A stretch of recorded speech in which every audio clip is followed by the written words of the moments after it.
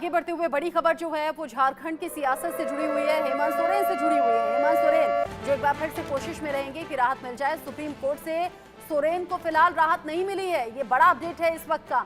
17 मई अब अगली सुनवाई की तारीख दे दी गई है। मनी लॉन्ड्रिंग केस में अपने पद से भी हाथ गंवाना पड़ा, इस्तीफा देना पड़ा, जेल जाना पड़ा, अभी वो जमानत पर बाहर है।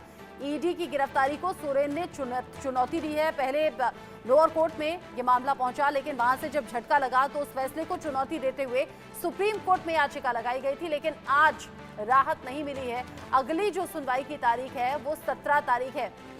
इस पर ज्यादा डिटेल्स ले लेते हैं। आशीष सिन्हा लीगल एडिटर हमारे साथ जुड़ गए हैं। बड़ा झटका इसे कह सकते हैं आशीष, क्योंकि एक उम्मीद लगाई होगी आज झारखंड की 4 सीटों पर लोकसभा चुनाव में वोटिंग भी हो रही है। आशीष नहीं, इसे मैं झटका नहीं कहूंगा, क्योंकि ये पहली बार ये मामला सुनवाई पर आया है। इसलिए पहली बार अगर कोई भी याचिका सुनवाई पर आती है तो नियम के मुताबिक उस याचिका पर जो सामने वाला पक्ष होता है, क्योंकि ईडी के खिलाफ ये याचिका है, ईडी ने उनको जो गिरफ्तार किया था, तो अदालत ने ईडी को नोटिस जारी किया है और 17 मई को इस मामले की अगली सुनवाई होगी।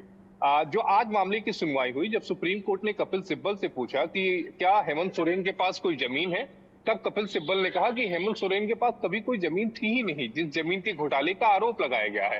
केवल कहीं सुनी ये सारी बातें हैं। अदालत ने कहा ठीक है, हम 17 मई को इस पर सुनवाई करेंगे, 17 मई को ईडी को जवाब देना पड़ेगा। इसी बीच सोरेन की तरफ से ये कहा गया कि अरविंद केजरीवाल को जिस तरह से राहत दी गई है, हमें भी उस तरह से राहत दिया जाए। अदालत ने कहा ठीक है, अभी वहां पर जो अगली जो पोलिंग है उसमें अभी होने में टाइम है। 17 मई को जब हम सुनवाई करेंगे तो हम इस विषय पर भी विचार करेंगे। तो कमोबेश बेंच वही है और अभी कोई डायरेक्ट एविडेंस ऐसा है नहीं हेमंत सोरेन के खिलाफ। तो मुझे लगता है कि हेमंत सोरेन को भी सिमिलर जो रिलीफ है जो अरविंद केजरीवाल को मिली थी चुनाव प्रचार के लिए, वो मिल सकती है, क्योंकि वही बेंच है, वही ऑर्डर है और उसी ऑर्डर को कपिल सिब्बल ने साइड किया है। चूंकि आज ईडी अदालत में मौजूद नहीं थी, अगर पहले नोटिस हो गया होता तो रिलीफ आज मिल जाती, लेकिन मुझे लगता है कि जो अगली तारीख दी गई है 17 मई इस मामले पर अगली सुनवाई होगी, तब तक तो काफी दिन बीत भी जाएंगे। ऐसे में क्या कोई और ऑप्शन है इससे पहले सुनवाई का, या फिर बस 17 मई? नहीं, देखिए आप जांच एजेंसी को कम से कम रिप्लाई फाइल करने के लिए 3 से 4 दिनों का तो वक्त देंगे ही ना।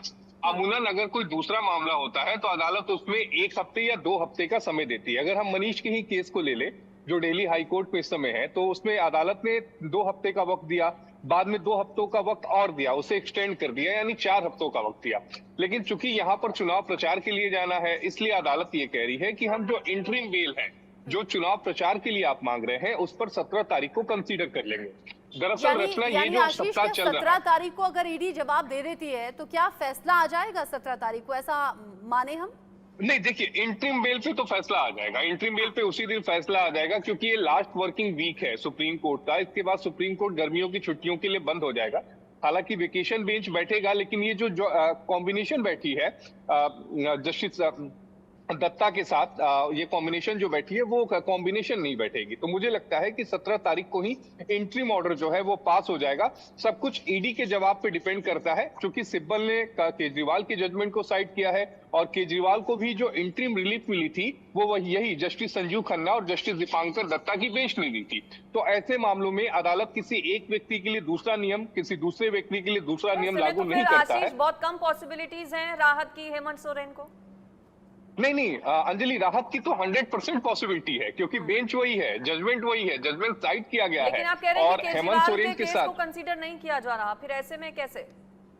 नहीं, मैंने ये नहीं कहा। मैंने ये कहा कि केजरीवाल के जो केस था उसको साइड किया गया है। मतलब अदालत में जब आप अपनी कोई बात रखते हैं तो आपको बकायदा एक डॉक्यूमेंट भी देना पड़ता है उस केस के बारे में, एक पूरी डिटेल आपको देनी पड़ती है, वो फोटोकॉपी होती है। तो उस केस को साइड करने की बात है। तो बेंच वही है, इसलिए मैं कह रहा हूं कि रिलीफ मिलने की उम्मीद इस मामले में बहुत ज्यादा है, क्योंकि केजरीवाल की कंडीशन और इनके कंडीशन में सिमिलरिटी बहुत ज्यादा है। पहली बात, इनकी भी कोई आपराधिक पृष्ठभूमि नहीं है हेमंत सोरेन की।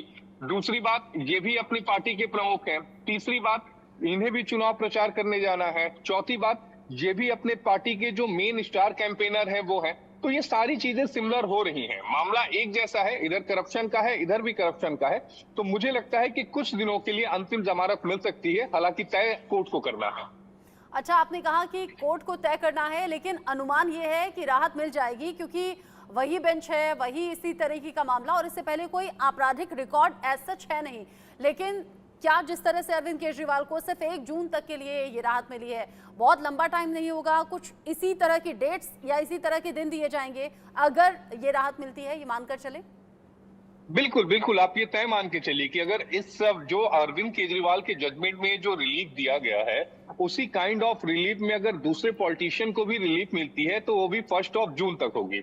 जैसा कि रचना आप जानती हैं और पूरा देश जानता है कि 1 जून को लास्ट पोलिंग है और 2 जून को उन्हें सरेंडर करना ही होगा। सेम कंडीशन अरविंद केजरीवाल के साथ है, अरविंद केजरीवाल को 2 जून को सरेंडर करना होगा। तो मुझे लगता है कि अगर उसी जजमेंट के आधार पर राहत मिलती है तो 2 जून को हेमंत सोरेन को भी सरेंडर करना पड़ सकता है, अगर उन्हें अंतरिम जमानत मिलती है तो। सब कुछ निर्भर करता है ईडी की तरफ से रिस्पॉन्स क्या आता है और कोर्ट उस समय कोर्ट का रुख क्या रहता है, कोर्ट का मन क्या रहता है। ठीक है आशीष, आपका शुक्रिया इस पूरी खबर पर जानकारी देने के लिए। तो फिलहाल राहत नहीं मिली है, लेकिन